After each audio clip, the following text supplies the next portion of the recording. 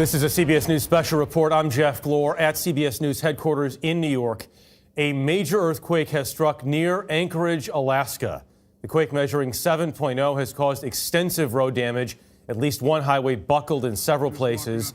Our CBS affiliate KTVA was knocked off the air. Its newsroom largely destroyed by this quake, or at least quite a bit of damage inside.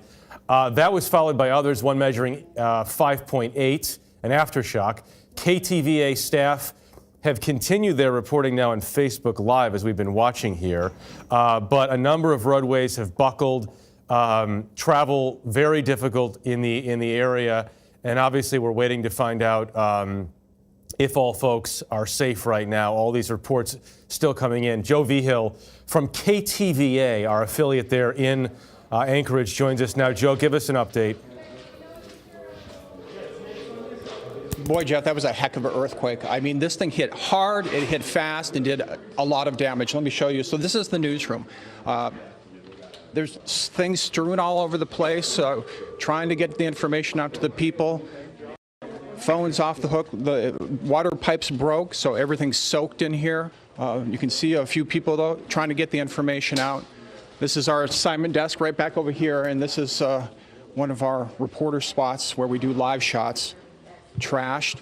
We have people over here on the phones, again, trying to get information out. We have reporters, producers, and everybody working here. I want to talk to John Thompson. John, I'm going to interrupt you just for a second. So you were here when this happened. You were on the air downstairs, is that right? Actually, I was right here. So it was about an hour and a half after we got off air, just kind of getting ready for the day. You know, we're going to take a couple stories from the morning show and get them ready for the evening newscast.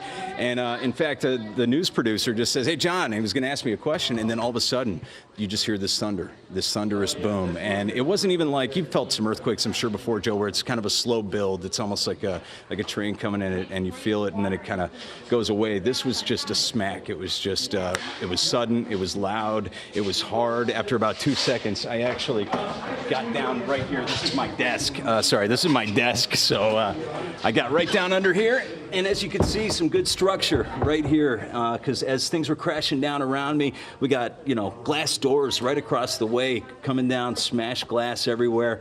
But as we're watching this, we were safe. We were safe. That's the important thing. We've been told that no one's been hurt, Jeff, in the newsroom. That is the best news that we've heard so far. We've pretty much lost the newsroom for now, but everybody's okay, Jeff. Back to you. We're live in so this is what Anchorage. they teach you during students and everyone else during earthquakes is get under something as best you can and hold on while the earthquake is going on. Joe, I do want to ask about what's happening outside the studio.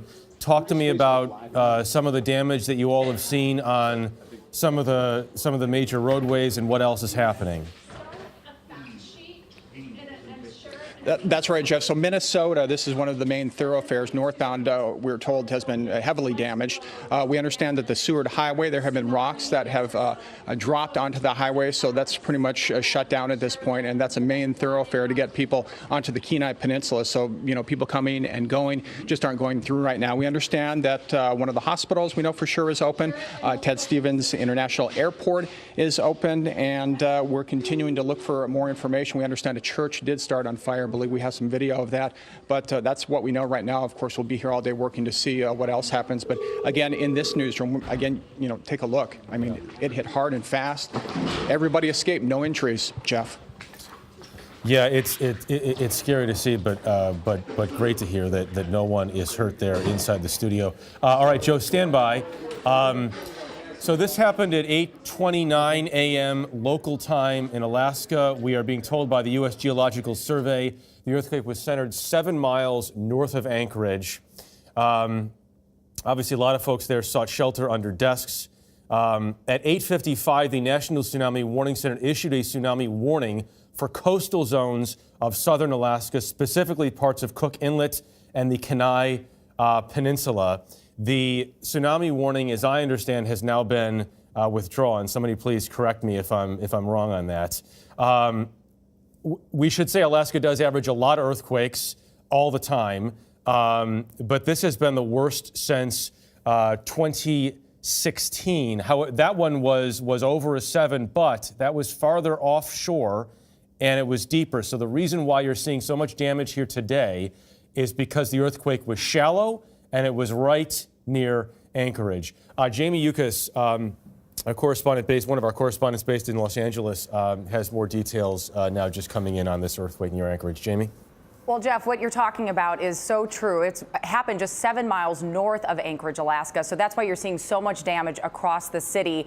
And to give you an idea, 40,000 earthquakes per year happen in the state of Alaska. But as we've been hearing from multiple people that we're calling on the phone and trying to reach out to through social media, this is the worst one people have seen in the city of Anchorage. It is Alaska's largest city. Of course, so many of the pictures coming in are about the roadways. And that's what the governor has been talking about online as well. He's asked for a disaster declaration already because of those roadways. They're checking bridges right now. There are those on and off ramps, as you guys were talking about, in terms of getting to and from the airport. We also know that Ted Stevens did have to evacuate its air traffic control tower, so they're trying to divert planes away.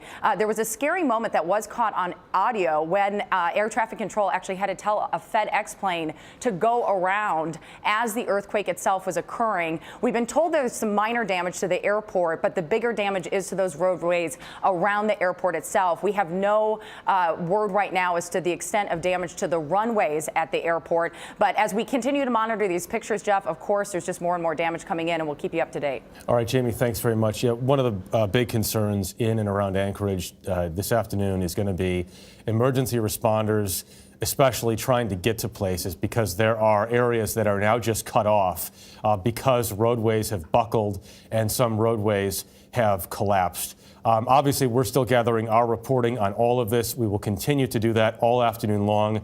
Scary situation in Anchorage today. Good news is that it appears the tsunami warning for that area has now been lifted, and we have not heard so far about major reports of injuries, but we are certainly watching everything that is happening in Alaska after this major earthquake today. We're going to have a lot more on all of this in your local news, including on KTVA. In Anchorage there, which has been doing a wonderful job documenting what's happening and staying on the air. Also on our streaming network, CBSN, and the very latest tonight on the CBS Evening News. For now, I'm Jeff Glor in New York. For news 24 hours a day, go to cbsnews.com.